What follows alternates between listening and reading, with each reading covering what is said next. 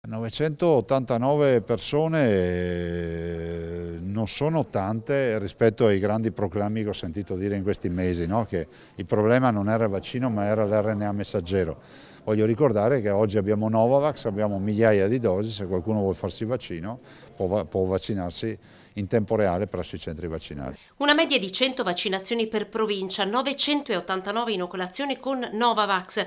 Il siero che avrebbe dovuto convincere gli irriducibili non decolla e si ferma a poche centinaia di dosi.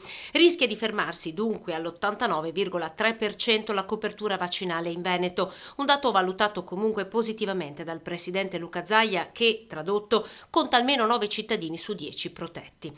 La percentuale dei bambini nella fascia 5-11 si ferma invece al 32,8%.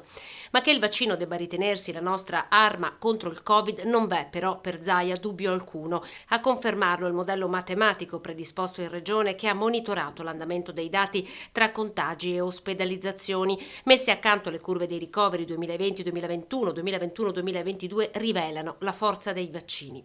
Queste sono le curve dei ricoveri confrontate 2020 e 2021-22.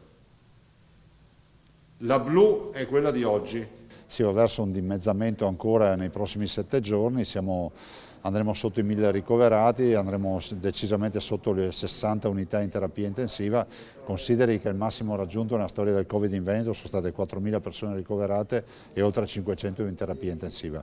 Oggi ne abbiamo 98 in terapia intensiva e 1048 in area medica. Nell'ultimo mese il Veneto è tra le regioni con l'incidenza più bassa a livello nazionale.